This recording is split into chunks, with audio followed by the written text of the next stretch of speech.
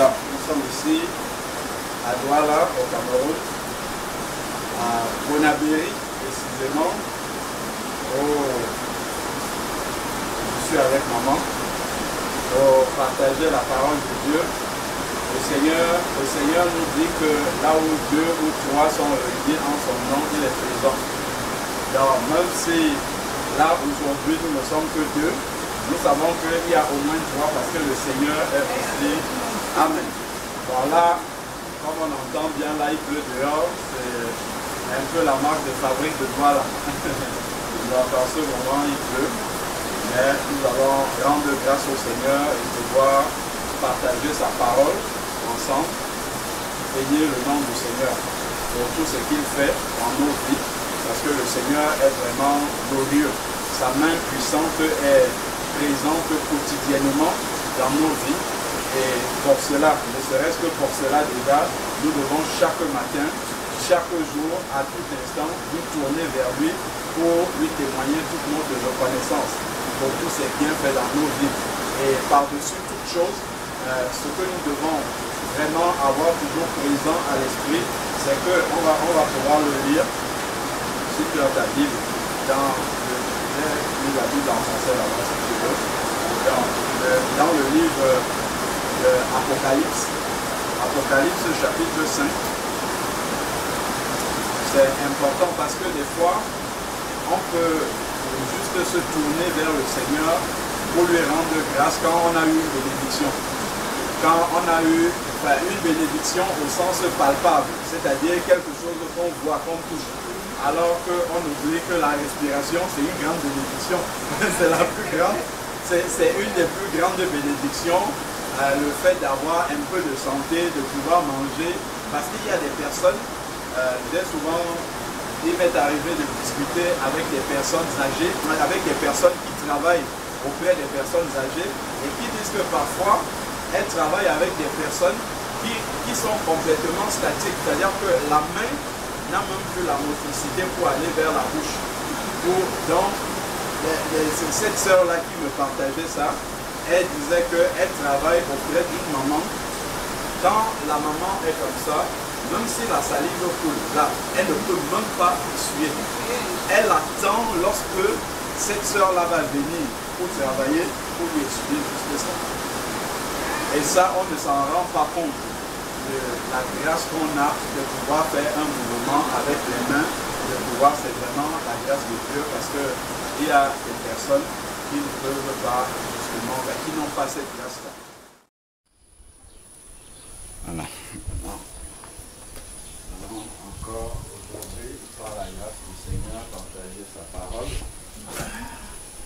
Nous bénissons le nom du Seigneur pour ce moment, le partage qu'il nous donne encore, pour la vie qu'il nous accorde encore aujourd'hui. Son souffle, c'est par sa grâce que nous sommes encore là, que nous sommes encore sur terre. Et si le Seigneur nous laisse encore le souffle de vie, c'est pour que nous puissions accomplir sa volonté sur la terre, marcher comme il veut, perfectionner davantage jusqu'à atteindre la stature parfaite de Christ, que nous puissions ressembler totalement à Jésus, parce que c'est ça qui est le plan du Seigneur pour tout être humain qui vit sur la terre. C'est ça le but vraiment suprême du Seigneur. Même la parole de Dieu nous dit également dans Éphésiens, chapitre 4, du verset 11 au verset 13, que les différents ministères, c'est-à-dire les différents services, les différentes responsabilités que le Seigneur donne dans l'Église, dans le corps de Christ, à savoir les apôtres, les prophètes, les évangélistes, les évêques, les pasteurs, les anciens, tout cela est donné pour le perfectionnement des saints, c'est-à-dire pour amener les chrétiens à grandir spirituellement jusqu'à atteindre la stature parfaite de Christ. dont le but c'est que nous puissions marcher sur la terre comme Christ a marché sur la terre. C'est pourquoi Dieu a fait don à l'Église des apôtres, des prophètes, des évangélistes, des docteurs et puis des pasteurs. C'est ça leur rôle. Leur rôle c'est vraiment d'amener les chrétiens dans une croissance spirituelle qui va les porter à ce qu'ils arrivent à manifester la nature de Christ, à marcher comme Jésus a marché sur la terre, parce que Jésus est le modèle suprême. Donc, il faudrait que chaque chrétien ait vraiment cela présent à l'esprit, que le but, c'est toujours de se comparer à Jésus. Dans ma marche chrétienne, par rapport à Jésus, où est-ce que j'en suis? Est-ce que je suis en train d'avancer ou est-ce que je suis en train de régresser? Parce qu'on a souvent tendance à se comparer à d'autres chrétiens, surtout ceux dont on a l'impression qu'ils sont moins spirituels que nous. Et ça nous amène à nous glorifier et à ne pas avancer, à nous complaire dans notre situation en pensant que nous sommes meilleurs que les autres. Non, celui à qui nous devons nous comparer, c'est Christ. Et à chaque fois qu'on va se comparer à Christ qui est la perfection, qui est le parfait, on verra que nous ne sommes pas encore arrivés. Qu'il nous manque encore beaucoup de chemin pour pouvoir arriver jusqu'à la stature de Christ. Et c'est ça qui va nous encourager, nous motiver davantage à toujours nous améliorer, à toujours nous parfaire, jusqu'à ce que nous atteignions vraiment le modèle de Christ. Donc ça, c'est important d'avoir vraiment cela présent à l'esprit.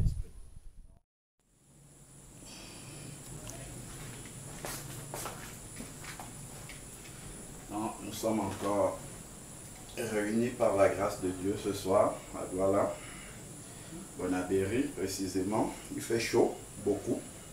Donc on essaye de braver la chaleur. Voilà, pour continuer à partager la parole de Dieu. On a commencé plusieurs enseignements, dont notamment un sur la prière, donc avec maman. On va poursuivre l'enseignement sur la prière parce qu'il est important d'être bien équipé spirituellement pour que nos prières puissent être efficaces. Efficaces, c'est vraiment important. Ce ne sont pas les paroles que nous prononçons qui sont importantes, mais il y a des éléments particuliers qu'il faudrait savoir pour vraiment avoir des prières efficaces, et notamment les promesses du Seigneur, la volonté de Dieu en ce qui concerne la prière. C'est important de le savoir. Et surtout aussi de bien connaître celui à qui nous adressons nos prières, à savoir le Seigneur.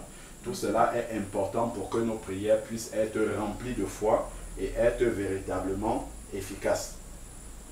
Donc nous allons commencer par prier, rendre grâce au Seigneur.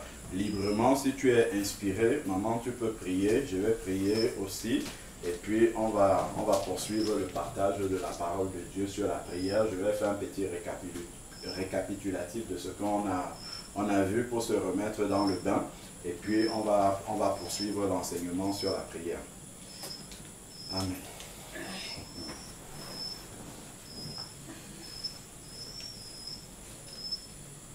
Seigneur Père Dieu Tout-Puissant, nous nous réjouissons encore ce soir de pouvoir nous retrouver devant toi. Seigneur Père éternel, tu es celui qui a créé les cieux, qui a créé la terre, Seigneur Dieu, et ton regard est étendu sur l'ensemble de la terre et se pose sur chacun d'entre nous. Nous te bénissons encore pour la force et le souffle de vie que tu nous accordes ce soir. Nous te disons merci infiniment pour ton esprit que tu as mis à l'intérieur de nous, qui nous attire vers ta parole, Seigneur Père, et qui nous permet de la comprendre. Seigneur Dieu Tout-Puissant, que maintenant ton esprit puisse encore nous conduire vraiment dans cette parole, que nous puissions bien la comprendre afin de bien la mettre en application pour grandir toujours davantage, Seigneur Père éternel, dans la connaissance de Jésus-Christ, afin que vraiment notre vie puisse être transformée, notre vie de prière notamment, pour le sujet qui va nous occuper ce soir, puisse être véritablement transformé, que nos prières vraiment, Seigneur Dieu Tout-Puissant, puissent être remplies de la foi nécessaire pour pouvoir renverser les montagnes. Comme toi-même tu l'as dit dans ta parole, si vous avez la foi comme un grain de sénévé, vous direz à cette montagne, ôte-toi d'ici et jette-toi dans la mer. Ô Père éternel, c'est cette foi-là que nous voulons avoir, Père, mais nous savons que nous avons besoin de comprendre ta parole. Seigneur Dieu, de croire dans ta fidélité, Seigneur Père éternel, pour pouvoir élever vers toi, Seigneur Dieu, des prières qui soient comme un parfum de bonne odeur à tes narines, Seigneur Père éternel, des prières qui vont réjouir ton cœur et te faire plaisir.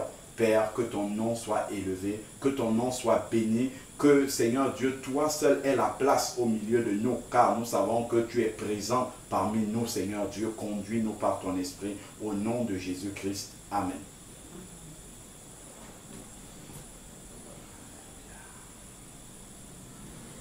Seigneur notre Dieu, tu es de grâce et de miséricorde. Seigneur, nous venons te prier encore ce soir pour tous les biens que tu fais pour nous. Amen. Seigneur, nous ne sommes même pas dignes de toi, mais tu t'occupes toujours de nous. Amen. Nous te prions, Seigneur, pour tous les malades, Amen. pas seulement pour nous. Seigneur, aie pitié d'eux et exauce nos prières. Alléluia. Seigneur, c'est toi qui m'as créé. Amen. C'est toi qui m'as donné la vie, Seigneur. Alors, Seigneur, ne m'abandonne pas Amen. dans ce moment de souffrance.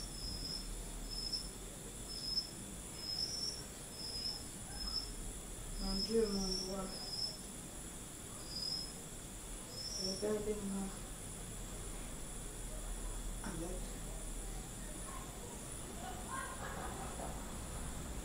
mon Dieu, mon roi, je voudrais que tu me viennes en aide. Amen. Seigneur, aie pitié de moi.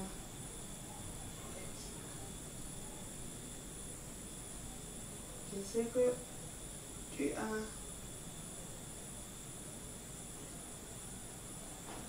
sur la croix, sur la croix, tu as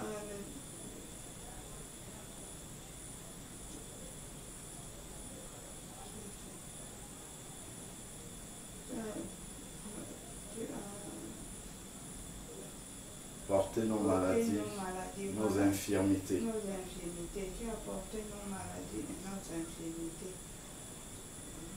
Seigneur, nous te remettons tout ce que nous te demandons, sachant que nous l'avons déjà reçu. Amen.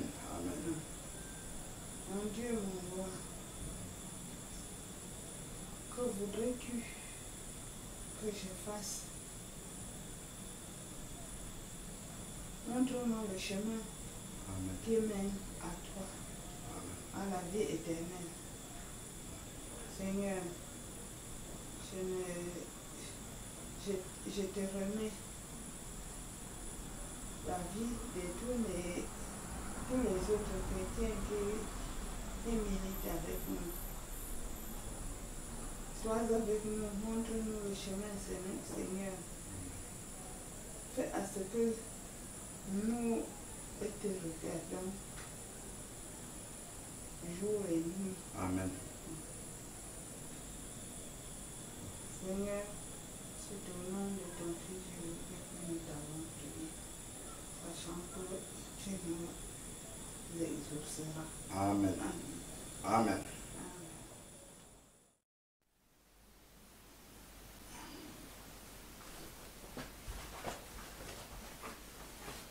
On va commencer par la prière.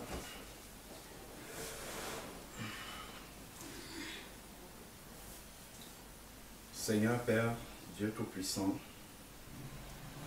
nous voici encore par ta grâce devant ta sainte présence, Seigneur Père. Nous te bénissons encore pour le souffle de vie que tu nous as renouvelé ce matin. Père, merci parce que tu nous accordes cette journée supplémentaire afin que nous puissions encore nous rapprocher davantage de toi. Seigneur, tu es le Dieu vivant, tu nous as créés et il te plaît jour après jour de te révéler à nous afin que nous puissions, Seigneur Dieu Tout-Puissant, marcher dans tes voies. Nous savons qu'il y a de la joie, une joie abondante, Seigneur Père, d'être dans tes parvis. Seigneur Dieu, nous voulons demeurer encore à tes pieds, comme s'asseyait Marie, afin de boire à la source d'eau vive qui coule de ton sein, que nous puissions être rechargés encore spirituellement, que nous puissions encore mieux te connaître, afin de mieux te glorifier et mieux te prier. Seigneur Père, prends encore contrôle de ces moments et que ton Esprit Saint nous conduise en toutes choses, afin que nous puissions être dans ta volonté. Que cette parole que nous allons partager puisse produire la vie en nous et qu'elle la produise en abondance, Seigneur Père, car nous savons que tu es le chemin, la vérité et la vie. Tu as dit aussi, mes paroles sont esprit et vie. Père, merci pour la vie que tu vas apporter encore en chacun d'entre nous. Que ton nom seul soit élevé au milieu de nous. Merci encore pour le ministère du Saint-Esprit, pour tout ce qu'il va faire pendant ces moments de partage. Au nom de Jésus-Christ. Amen. Amen. Alors, dans la dernière fois, enfin, ça fait déjà plus d'une fois qu'on essaye de partager le message sur la prière et nous sommes toujours interrompus par, pour différentes raisons. Donc là, on va essayer par la grâce de Dieu de poursuivre. On va poursuivre l'enseignement sur la prière. C'est un enseignement fondamental pour chaque disciple du Seigneur Jésus. Parce que pour prier le Seigneur et avoir cette assurance-là en le priant, il faut bien le connaître. Il faut savoir qui est-ce qu'on est en train de prier. Parce que si on sait bien qui est-ce qu'on est en train de prier, quelles sont ses promesses, quelle est sa parole, qu'est-ce qu'il dit, quelle est sa fidélité, là, nos prières seront de véritables prières de foi. Et vraiment, quand nous avons terminé la prière, il y a une certaine assurance qui va s'installer en nous et vraiment nous donner la paix par rapport à ce que nous avons demandé au Seigneur dans la prière. Donc cela est très important. On peut commencer déjà par lire un verset dans Apocalypse chapitre 5 verset 8. Donc c'est le dernier livre de la Bible. Apocalypse chapitre 5 au verset 8. Nous savons que la prière est quelque chose qui est très, très important pour le Seigneur. Parce que nous ne devons pas, et au regard de cela, nous ne devons pas prier de n'importe quelle façon. Nous devons vraiment prier d'une façon qui glorifie le Seigneur. Pour que nos prières s'élèvent comme un parfum de bonne odeur. Que lorsque ça arrive aux narines du Seigneur, que cela réjouisse son cœur. C'est pour cela que nous prenons le temps de sonder les Écritures pour savoir ce que le Seigneur lui-même dit dans sa parole à propos de la prière. Afin que véritablement nos prières puissent ne plus être des prières de routine, mais plutôt des prières véritables qui produisent la vie en nous. Il y a... Ok. Donc, on va commencer. On va prier pour remettre ce moment entre les mains du Seigneur et que le Seigneur puisse disposer nos cœurs pour bien recevoir sa parole et que sa parole puisse produire la vie en nous, parce que c'est ça que le Seigneur veut. Seigneur Dieu Tout-Puissant, Éternel Dieu des armées, nous bénissons ton nom encore pour ce jour que tu as fait. Merci pour la vie que tu nous as renouvelée encore à chacun d'entre nous ce matin. Nous savons que nous n'avons pas mérité cela, mais il t'a plu, Seigneur Père, de nous donner le souffle de vie, afin que nous puissions encore passer une journée devant ta face. Seigneur Dieu Tout-Puissant, maintenant que nous voulons nous pencher, Seigneur Dieu, dans ta parole, nous voulons te remettre ces moments entre tes mains. Seigneur Père, fais taire toute autre voix que la tienne en chacun d'entre nous et que vraiment nous puissions être attentifs à ta voix, Seigneur Père.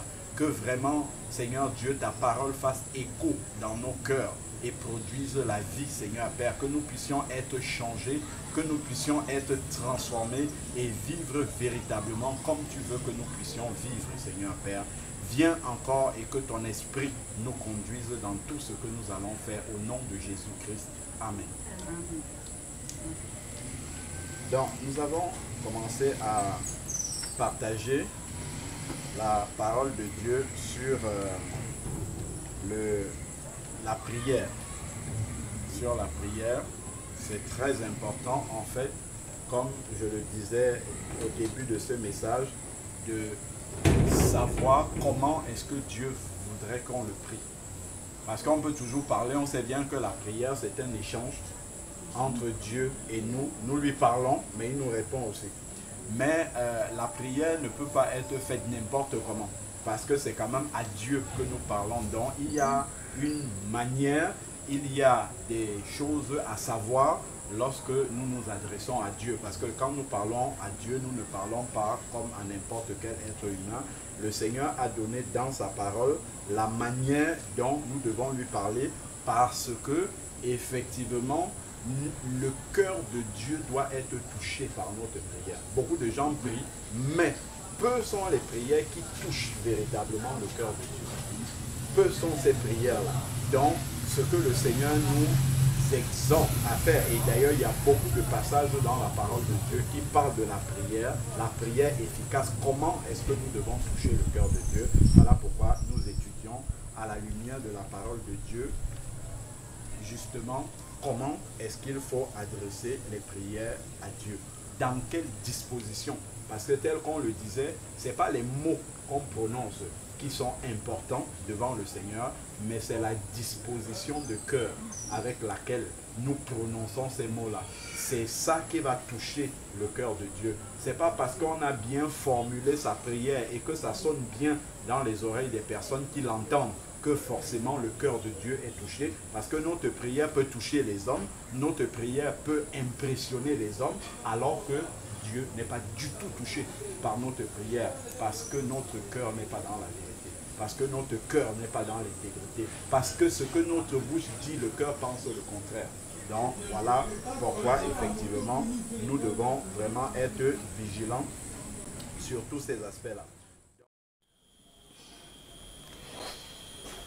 Ok, donc on va poursuivre l'enseignement sur la prière.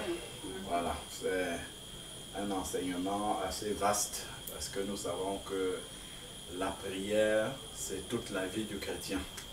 Pendant toute la vie spirituelle du chrétien, il sera amené à prier, comme on a dit hier dans 1 Thessaloniciens 5, verset 17, prier sans cesse. Et nous devons toujours nous améliorer dans la prière. Nous devons toujours prier de façon à toucher le cœur de Dieu, que le cœur de Dieu soit touché lorsque nous prions, et non simplement prier comme une formalité ou bien faire des prières de routine. Donc c'est ça vraiment qui est important. Donc nous allons commencer par remettre ces moments entre les mains du Seigneur pour que son esprit nous conduise et dispose nos cœurs à pouvoir recevoir sa parole et que cette parole-là puisse nous faire du bien. Seigneur, Dieu de grâce, Père, il t'a plu encore de nous réunir ce soir autour de toi. Père, nous te bénissons pour ta présence au milieu de nous. Merci encore, Seigneur Dieu, parce que c'est un honneur pour nous de pouvoir, Seigneur Dieu, explorer ta parole, afin, Seigneur Dieu, d'acquérir la sagesse qui vient d'en haut, Seigneur Père éternel.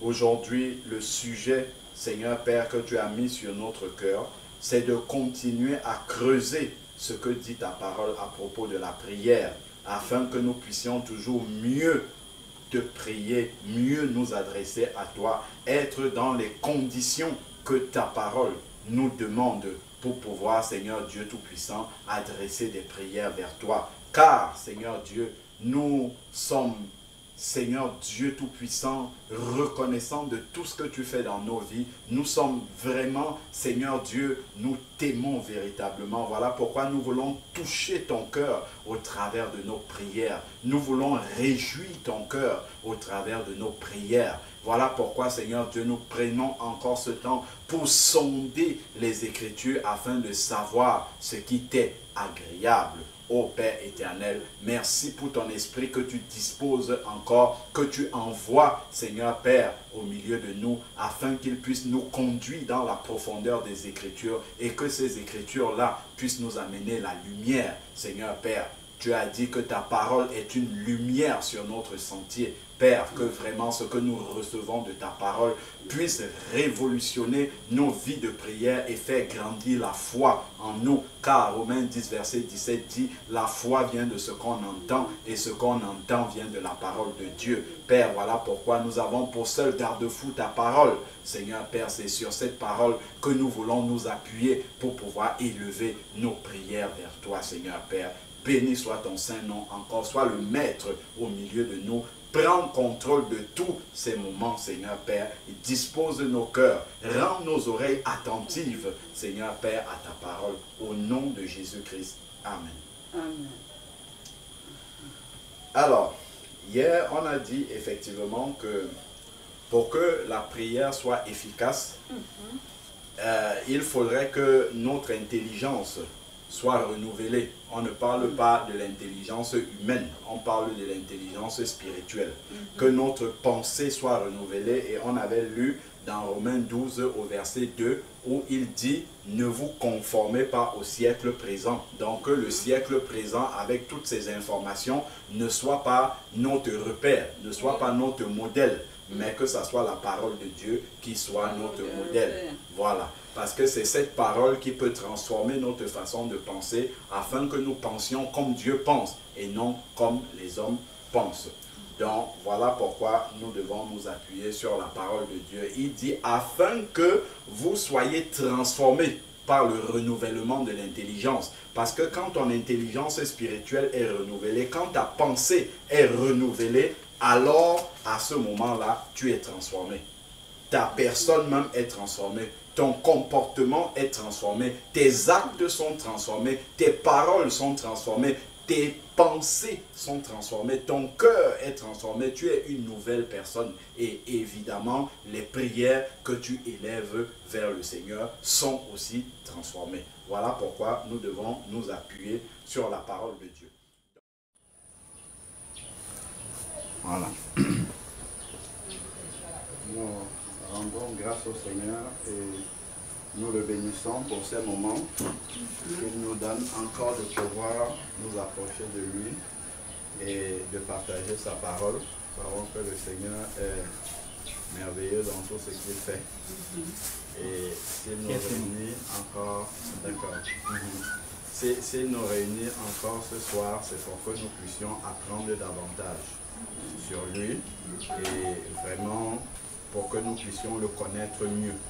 Parce que c'est ça que le Seigneur veut. Il veut que nous le connaissions davantage, que nous soyons vraiment comme des enfants avec leur papa. Donc quand nous avons notre papa, nous le voyons agir et nous le connaissons bien. C'est-à-dire que quand il y a une situation et que notre papa n'est pas encore arrivé, on sait déjà comment il va réagir quand il va arriver. Pourquoi? Parce qu'on le connaît. Parce qu'on le connaît bien.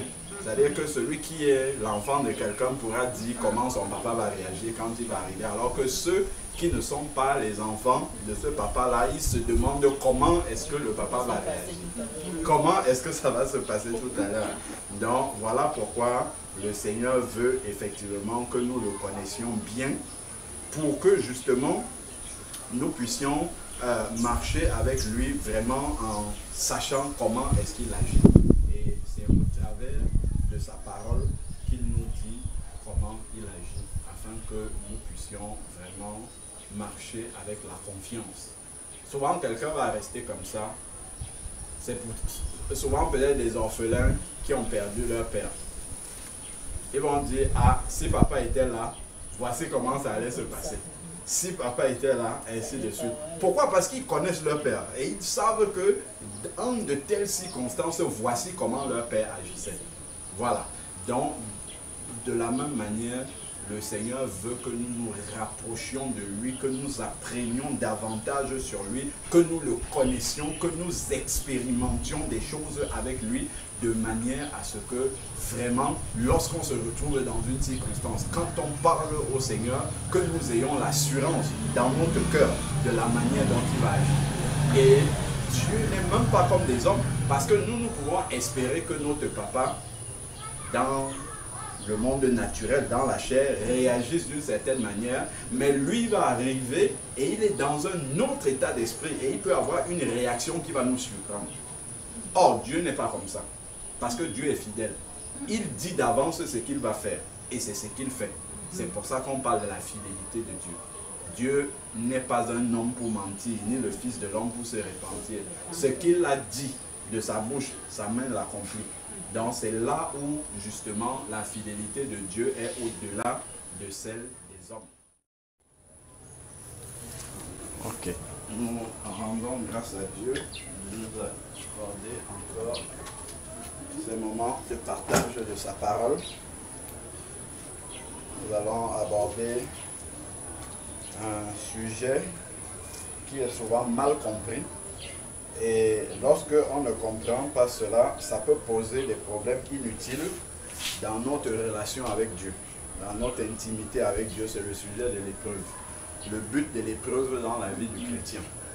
Donc déjà de façon analogue avec les études, nous savons que lorsque un enfant va à l'école, il faut qu'il soit examiné. Il faut qu'il passe des épreuves pour valider justement l'acquisition des connaissances. Pour valider un certain niveau de connaissances, il faut passer des épreuves. Il faut, voilà, des tests. Et après ce test-là, on évolue à l'étape supérieure. On passe en classe supérieure, etc. Donc le but des épreuves dans la vie d'un enfant de Dieu, c'est pareil. C'est pour valider qu'on a acquis une certaine maturité afin que Dieu nous amène à un niveau supérieur de notre foi. Donc ça déjà, c'est le but de l'épreuve dans la vie d'un enfant de Dieu. Que le Seigneur nous accorde la grâce de pouvoir comprendre encore davantage, de pouvoir entrer vraiment en profondeur afin qu'on ne soit pas frustré dans notre relation avec Dieu, parce que des fois les gens se posent des questions, mais si Dieu existait, si j'étais vraiment son enfant, pourquoi ça m'arrive, pourquoi ceci, pourquoi, ça vient simplement, ce sont des questions qui émergent parce qu'on a une mauvaise connaissance de Dieu. On a une mauvaise connaissance du plan de Dieu dans la vie de ses enfants. Voilà pourquoi on se pose ce type de questions-là. Parce que les gens pensent que dès qu'ils deviennent un enfant de Dieu, tout doit marcher sur des roulettes, ils doivent marcher sur l'or, ils ne doivent plus jamais être malades, ils ne doivent plus jamais être au chômage.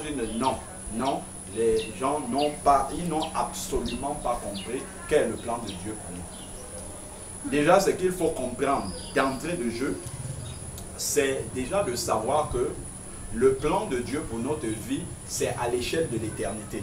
Donc Dieu regarde notre avenir à l'échelle de l'éternité et non pas seulement à la limite de la terre, de notre vie sur terre. Première chose. Ensuite, maintenant, les biens matériels et ainsi de suite, ce n'est pas ça qui montre qu'on a l'approbation de Dieu.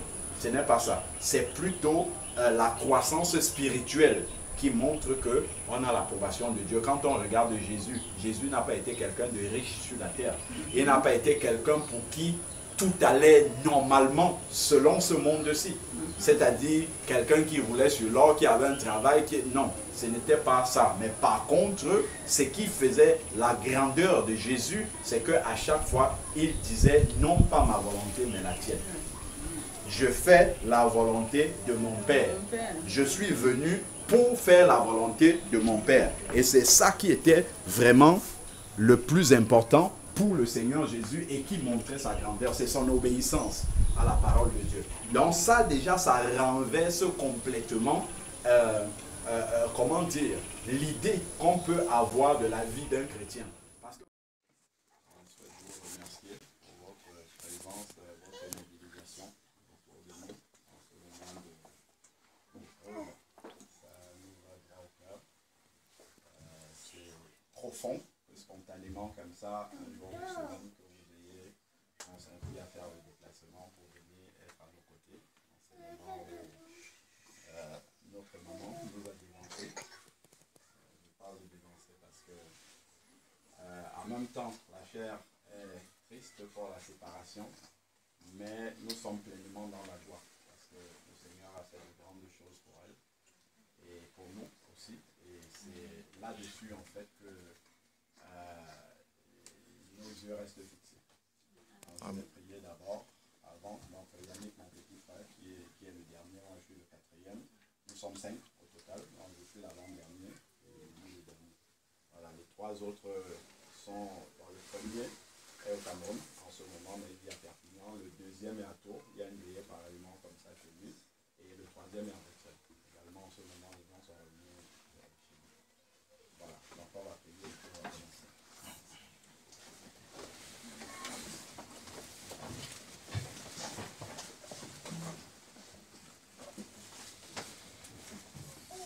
Seigneur Père, nous voulons encore te rendre grâce et bénir ton saint nom pour ce moment que tu nous donnes, Seigneur Père, de pouvoir nous tenir encore devant toi pour élever nos voix vers toi, Seigneur Père éternel, parce que tu es Dieu.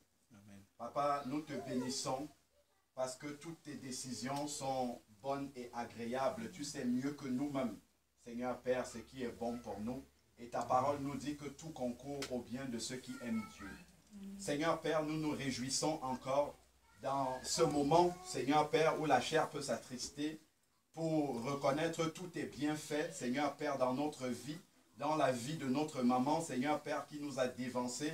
Seigneur Dieu, nous voulons te dire merci pour tout ce que tu as opéré, Seigneur Père, dans sa vie avant qu'elle ne parte, Seigneur Père éternel. Nous te bénissons aussi, Seigneur Père, pour tous les cœurs ici présents que tu as touchés, Seigneur Père, qui ont fait le déplacement pour venir nous soutenir en ce moment. Père, nous voulons te confier ces moments que nous allons passer, que vraiment ça soit toi qui dirige toutes choses, Seigneur Père, selon ce que tu as prévu pour ce soir, Seigneur Père. Je veux te prier aussi pour te remettre tous les moments de rassemblement chez mes autres frères, Seigneur Père, que tu conduises toutes choses, Seigneur Père, que ton esprit règne au milieu de nous, Seigneur Père, et que ton amour, Seigneur Père, puisse nous embraser, que vraiment toi-même tu portes, Seigneur Père, ce que tu as prévu en ce moment même, Seigneur Dieu Tout-Puissant. Seigneur, que toute la gloire te revienne en cet instant même et que chacun, après ce moment, puisse regagner son domicile dans de bonnes conditions, Seigneur Père éternel. À toi seul soit la gloire au nom de Jésus-Christ. Amen. Amen.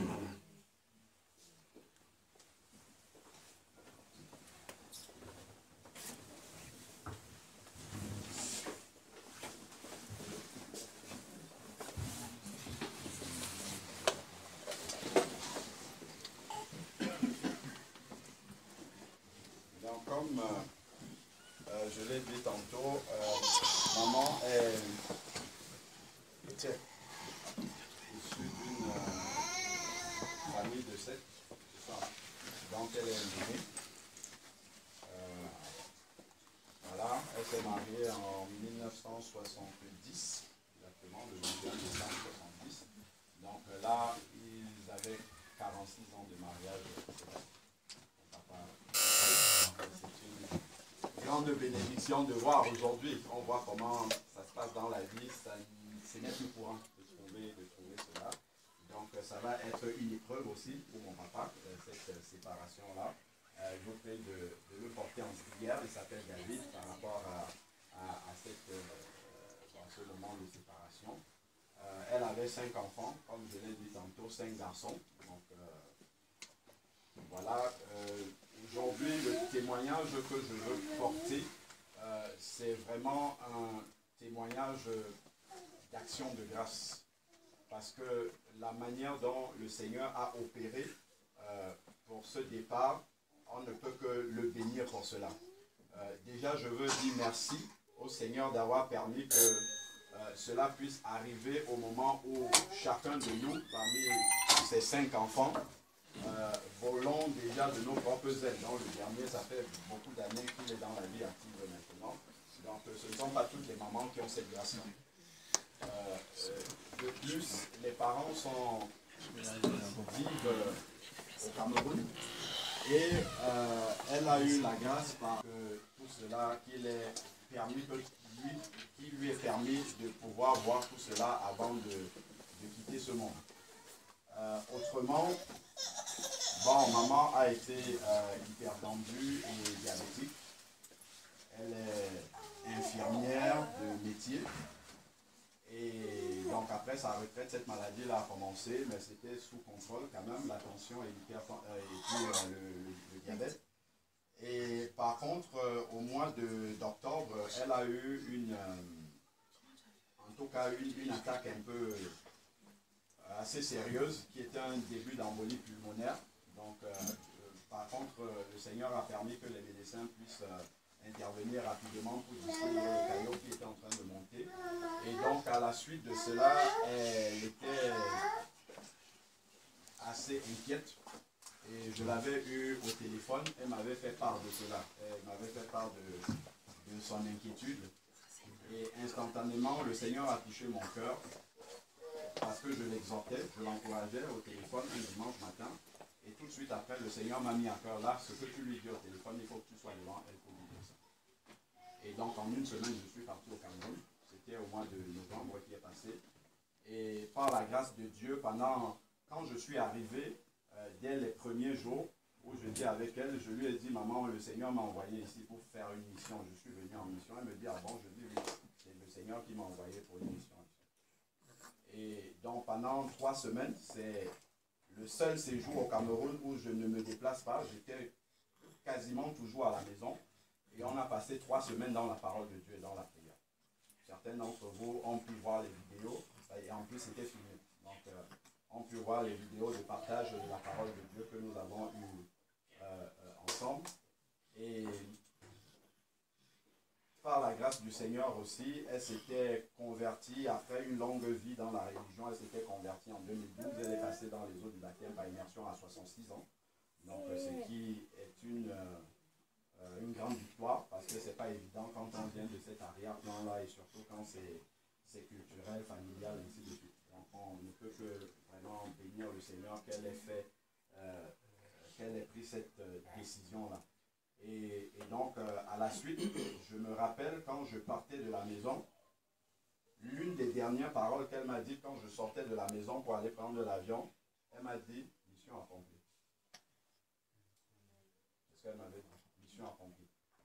Mais je ne réalisais pas encore la grandeur de cette mission-là. Parce que pour moi, quand je partais pour l'encourager dans la foi, pour lui permettre d'avoir le moral bien armé dans la parole de Dieu pour tenir pendant sa maladie. Pour moi, c'est ça que je pensais aller accomplir comme mission.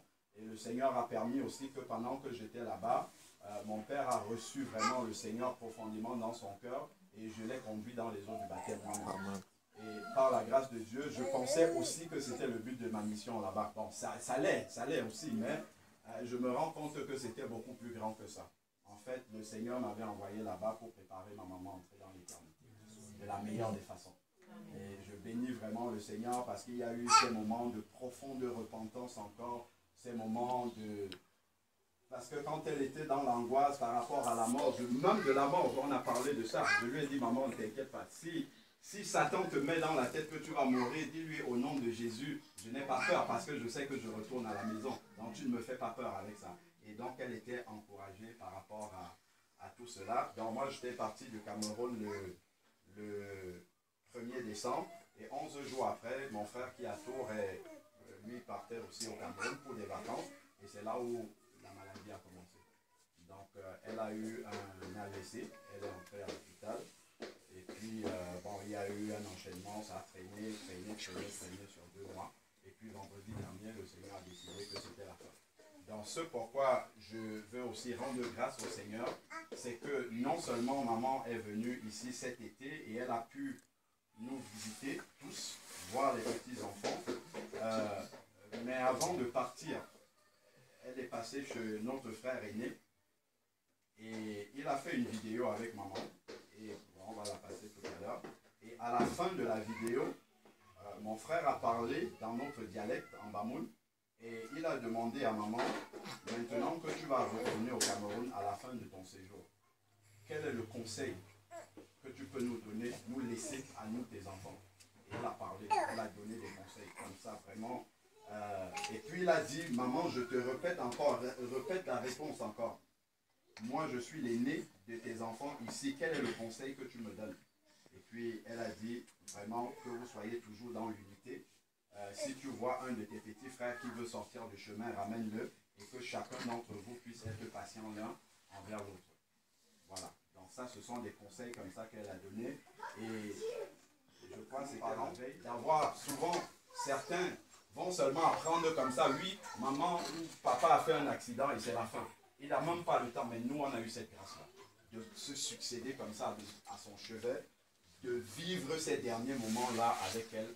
Vraiment, j'estime que c'est énorme. C'est vraiment une grâce énormissime. Et on est vraiment conscient de cette grâce-là. Et on ne peut pas dire, Seigneur, pourquoi tu as fait ça? Non, on dit, béni soit le nom du Seigneur. Béni soit le nom du Seigneur. Surtout que nous avons la conviction du lieu où elle est partie. Et ce lieu-là est bien meilleur qu'ici. Ce lieu-là est bien meilleur qu'ici. Et vraiment, on dit merci Seigneur, parce que maintenant, elle est dans ta présence. Elle n'est plus dans ce corps de chair qui a tant souffert par la maladie, mais elle a commencé déjà à revêtir le corps glorieux dans la présence du Seigneur. Ce corps qui n'est plus soumis à la maladie, à la souffrance, et ainsi de suite. Donc, vraiment, par rapport à tout cela, nous ne pouvons que dire merci. Moi, c'est le mot que j'ai dans mon cœur. C'est merci Seigneur. Il ne pouvait pas en être autrement. Parce que vraiment, pendant 2 mois où maman a été à l'hôpital, chacun d'entre nous a été fouillé dans ses derniers deniers pour envoyer de l'argent pour soigner. C'est une bénédiction. C'est une grâce. Souvent, on apprend que les parents sont malades. On n'est même pas dans une situation de pouvoir réagir. On n'a que ses larmes pour pleurer. Mais nous, on est 5. Chaque semaine, chacun se cotisait pour envoyer. C'est une bénédiction de pouvoir faire ça pour ses parents. Si ça arrive quand on est encore étudiant, ainsi de suite, on ne sait pas quoi faire. Et tout ça, ça ne peut que nous déchirer davantage, nous faire mal. Mais nous, on a eu cette grâce-là, que Dieu ait permis que ça arrive lorsque chacun d'entre nous pouvait sortir et avoir 1, 2 euros et envoyer. Et ça, vraiment, c'est une grande consolation pour nous. Aujourd'hui, que ça soit chacun d'entre nous, en fait, on est vraiment encouragé par cela. On est vraiment fort par rapport à cela, que vraiment, c'est Dieu qui décide. S'il fallait acheter la vie pour notre maman, on aurait acheté. Mais ce n'est pas comme ça que ça se passe. C'est Dieu qui décide quand c'est la fin.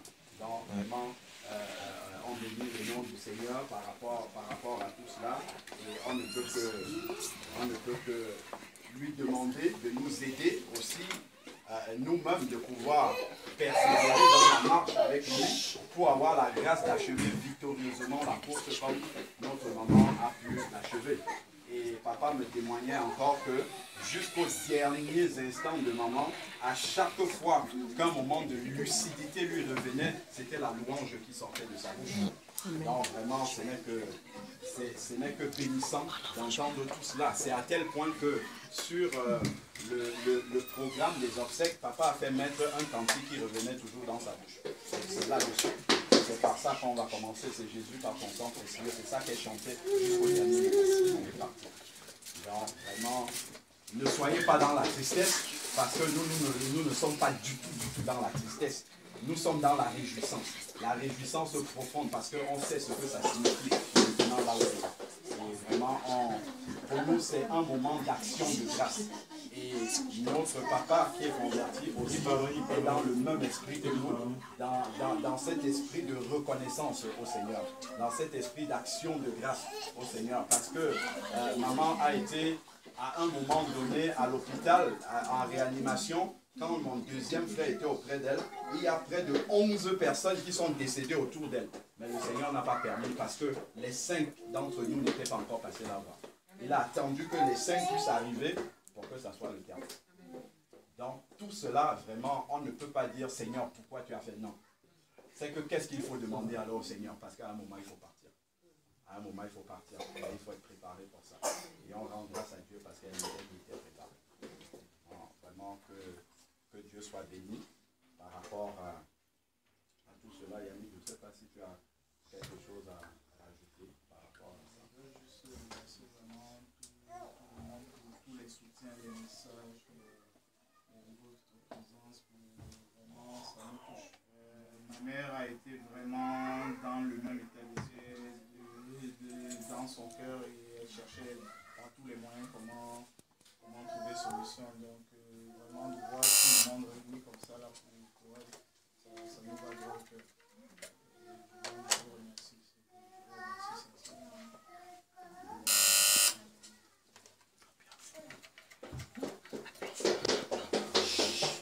Donc ici c'est une photo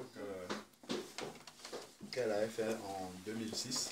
Donc ça c'est au domicile des parents à Fumban. Donc c'est dans mon village au Cameroun. Donc normalement il sera inhumé quelque part.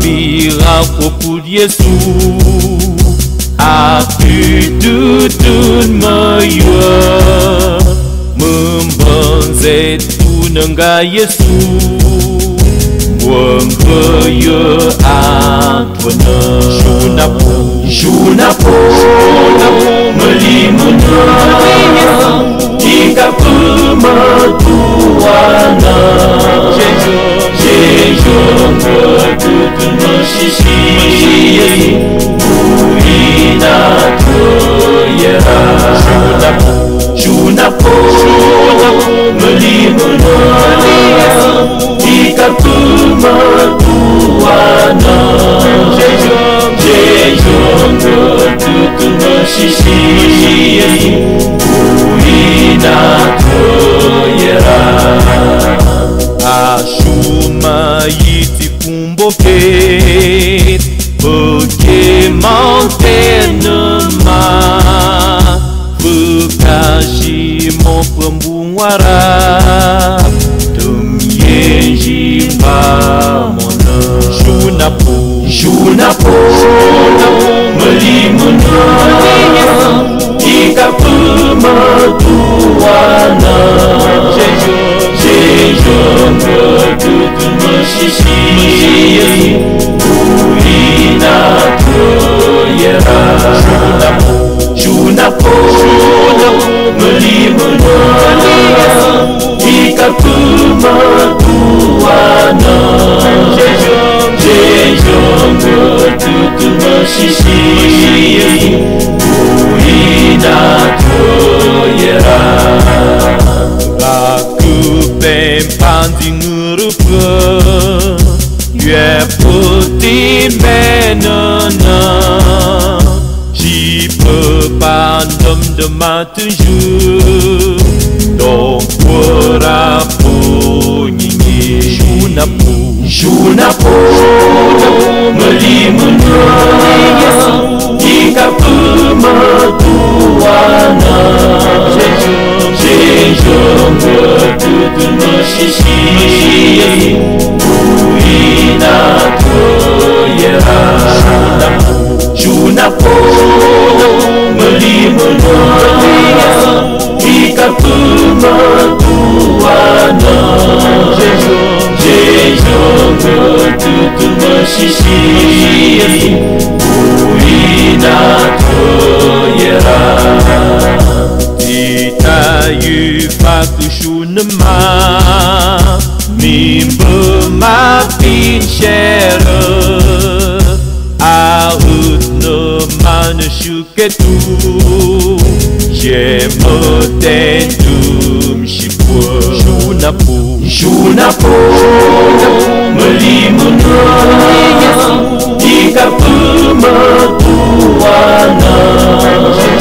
Jejong tutun masisi Buina tuyera Junapo melimuna Jika pematuana Jejong tutun masisi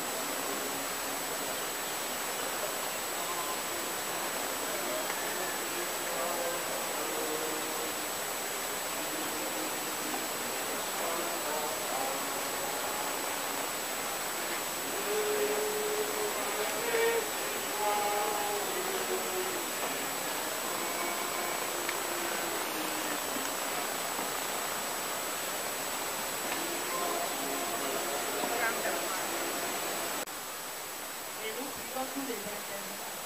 C'est notre frère. Je l'ai exprimé parmi nous.